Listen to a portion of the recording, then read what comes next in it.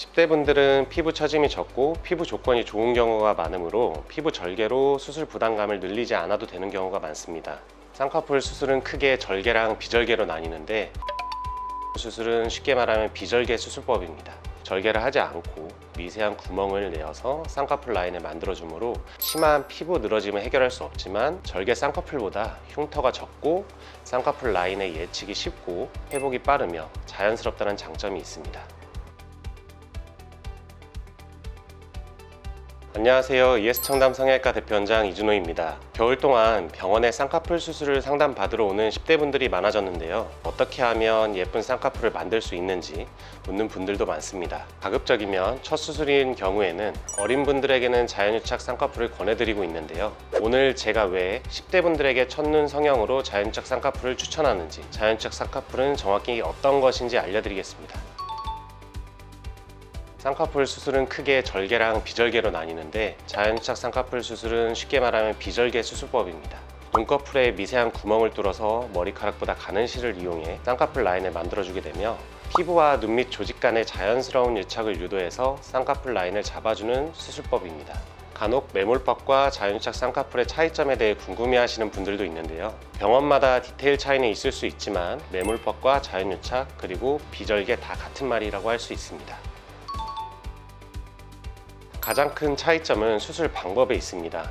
절개 쌍꺼풀은 말 그대로 눈꺼풀을 절개해서 피부와 눈꺼풀 안에 위치하는 조직 간의 유착을 직접적으로 형성시켜서 쌍꺼풀 라인을 만들어주므로 원칙상 쌍꺼풀의 고정력이 강하고 피부 늘어짐도 함께 해결할 수 있습니다.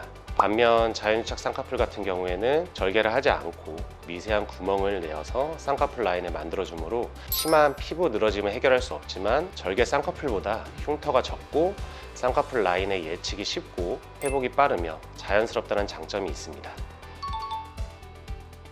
처음 쌍꺼풀 수술을 하는 경우 대부분 절개를 부담스러워하는 고객분들의 니즈가 가장 크고 자연스러운 결과물을 얻고 싶어 하기 때문입니다. 자연유착 쌍꺼풀은 수술 직후에도 멍이나 붓기가 심하지 않고, 큰 붓기는 한 달도 안 되는 짧은 기간에는 모두 가라앉게 됩니다. 10대 분들의 경우에는 한 달 정도 되는 방학 기간에 수술을 계획하고 개학 전에 최대한 빠르고 자연스럽게 쌍꺼풀을 만들고 싶어 하는 분들이 많기 때문에 더더욱 자연유착 쌍꺼풀을 권해드리고 있습니다.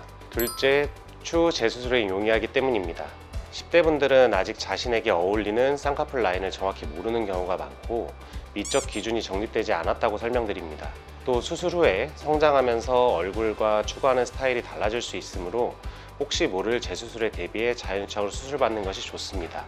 절개법으로 수술을 받게 되면 흉 조직이 남아 재수술의 난이도가 높아질 수 있기 때문입니다. 셋째, 자연유착 쌍꺼풀 수술로 좋은 결과물을 얻을 수 있다면 굳이 절개를 해서 침습적인 방법으로 쌍꺼풀을 만드는 것을 권해드리지 않습니다. 10대 분들은 피부 처짐이 적고 피부 조건이 좋은 경우가 많으므로 피부 절개로 수술 부담감을 늘리지 않아도 되는 경우가 많습니다. 먼저 눈 뜨는 힘이 약한 경우에는 비절개 눈매 교정을 병행해서 자연유착 쌍꺼풀이 가능합니다.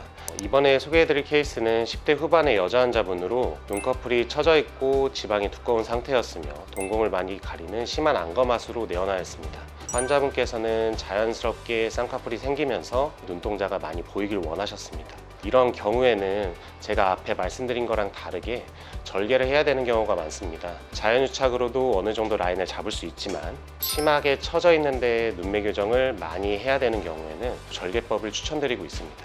환자분 같은 경우에는 절개 눈매 교정을 시행하였고, 앞트임을 심하게 하지 않으면서 윗트임 정도만 같이 시행한 케이스입니다. 처진 피부를 제거한 다음에 불필요한 지방층을 제거해주고 동공 위로 눈매 교정을 걸어주면서, 수술 후에는 자연유착보다는 붓기가 조금 있지만 한 달 정도 후에 환자분이 내원하셨을 때는 붓기가 많이 빠진 상태였습니다. 하지만 이런 경우에는 자연유착보다는 조금 회복기가 더 걸리게 됩니다. 매우 부족한 경우에는 자연유착이 아닌 절개법으로 쌍꺼풀 수술을 받아야 합니다. 또 눈두덩이에 지방이 많은 경우에는, 그리고 눈꺼풀이 처지거나 두꺼운 경우에도 쌍꺼풀의 저항력이 세지기 때문에 자연유착 쌍꺼풀을 권해드리지 않습니다. 자연유착을 통해서 지방은 충분히 제거 가능하지만 피부의 두께감을 해결할 수는 없기 때문입니다. 더불어 눈 조건이 좋아도 허용 범위 이상으로 높고 화려한 쌍꺼풀 라인을 원하는 경우 절개법으로 쌍꺼풀 수술을 받는 것이 좋습니다. 반대로 다소 눈 조건이 좋지 않아도 얇은 속쌍꺼풀을 원하는 경우에는 자연유착이 가능할 수 있기 때문에 정확한 진단은 쌍꺼풀 수술 경험이 풍부한 ES청담 성형외과 의원에 내원해 상담받는 것을 추천드립니다. 유독 10대 환자분들 중에는 쌍꺼풀액 그리고 쌍꺼풀 테이프를 무리하게 사용하면서 피부가 두꺼워지고 늘어지면서 자연유착 쌍꺼풀을 만들 수 있는 조건을 가졌던 분들께서도 절개 쌍꺼풀 수술을 하는 경우가 많게 됩니다. 추후에 쌍꺼풀 수술을 고려하고 있는 10대 분들이라면 쌍꺼풀액이나 테이프 사용을 멈추시고 되도록 빠른 시일 내로 병원에 내원하셔서 상담부터 받아보시길 바랍니다. 지금까지 ES청담 성형외과 대표원장 이준호였습니다.